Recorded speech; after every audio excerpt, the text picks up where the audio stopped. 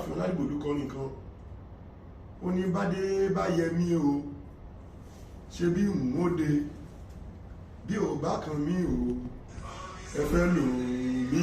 o èmi kì í sọmọ àlè tí ìbètò jẹ́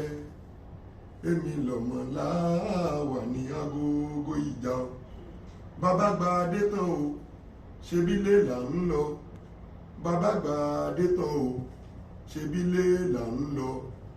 ẹni oyè ò tọ́ sí ní ìbètò rú irú wọn ní